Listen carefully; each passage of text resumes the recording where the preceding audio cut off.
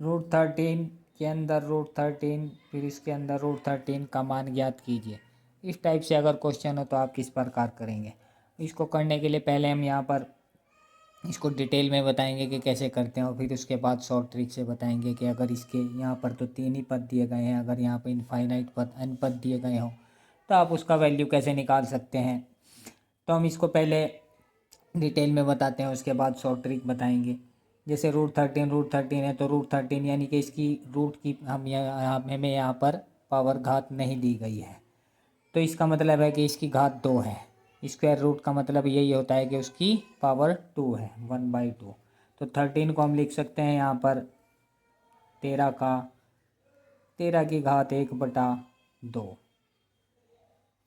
अब इसके मल्टीप्लाई में हमारा फिर से 13 है, तो 13 को फिर इसके मल्टीप्लाई में यहाँ लिखेंगे, और इसकी पावर फिर से हम यहाँ पर 1/2, यानी कि फिर इसके ऊपर रूट है तो इसकी पावर फिर से 1/2। अब तीसरा पद है हमारा फिर 13, इसके मल्टीप्लाई में है, गुणा में है, तो इसको यहाँ पर लिखेंगे और इसकी घात फिर से लिखेंगे 1/2। तो ये जो घात होती है ये आपस में गुणा में मल्टीप्लाई में होती है, ये तीनों आपस में इस तरह रूट ब्रैकेट के अंदर ब्रैकेट हो तो इस तरह से ये मल्टीप्लाई में गुणा होती हैं। यानी इस वाले 13 की पावर हमारी क्या होगी 1/2 मल्टीप्लाई 1/2 मल्टीप्लाई 1/2, ये तीनों गुणा में है। तो इसको लिखेंगे हम यहाँ पर 13 की पावर 2 दूनी 4 दूनी 8, 1/8। और ये जो दूसरे वाला 13 है इसकी घात हमारी क्या होगी, यानी कि जो ये इस ब्रैकेट के अंदर है इस वाले के, तो इसकी घात होगी 1/2, और फिर इस पूरे की घात है 1/2।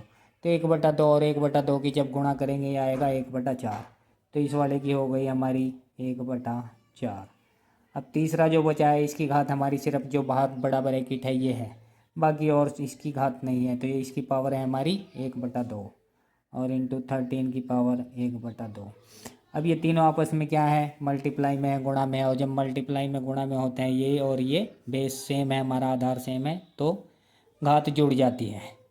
तो 13 की पावर हमारी कितनी होगी यहाँ पे 1/8 प्लस 1/4 प्लस 1/2, और जब तीनों को ऐड करेंगे तो कितना आएगा हमारा 8। तो हमारा हो गया एलसीएम, यानी कि जो नंबर नीचे एलसीएम में ऐसी संख्या लिखते हैं जो इन तीनों से पूरी पूरी डिवाइड हो जाए एलसीएम लेने के लिए। तो 8 एलसीएम ले लिया है, जब हमने 8 से 8 को भाग करेंगे 1 आएगा तो 1, फिर 4 से करेंगे 2, फिर 2 से भाग करेंगे 4। तो 13 की पावर हमारी आ गई 7/8। और जब ये 7/8 आ गया है तो हम इसको लिख सकते हैं स्क्वायर, यानी रूट की घात हमारी कितनी थी 1/2, तो इसको हम उसमें ही चेंज करते हैं 1/2 में। 1/2 में कैसे चेंज करेंगे, 7 को हम लिख सकते हैं 2 की पावर 3 - 1, यानी 2 दूनी 4 दूनी 8, 8 में से अगर हम 1 घटाएं तो 7 ही बचेगा, और अपॉन में 8 है हमारा तो इसको भी लिखेंगे 2 की घात 3, 2 दूनी 4 दूनी 8। तो अब यहाँ से हमारा फॉर्मूला बन जाएगा, अगर ये n पदों तक इनफाइनाइट तक दिया हो तो आप इसका वैल्यू कैसे निकाल सकते हैं। फिर हमारा वैल्यू हो जाएगा 13 की पावर 2 की पावर n-1 और अपॉन 2 की पावर n, यानी जितने भी पद दिए गए हों, जैसे यहाँ पर 3 पद दिए गए थे तो 2 की पावर में 3 आया, अगर 4 दिए गए होते तो 2 की पावर में 4 आता, और अगर जितने भी पद दिए गए हैं वो 2 की घात में लिखने हैं, एक माइनस करना है, और अपॉन में 2 की घात वही रखनी है जितने टोटल पद हैं। तो वो जो बेस है हमारा जो रूट के अंदर है वो रहेगा जो का तो वो कोई भी संख्या हो सकती है।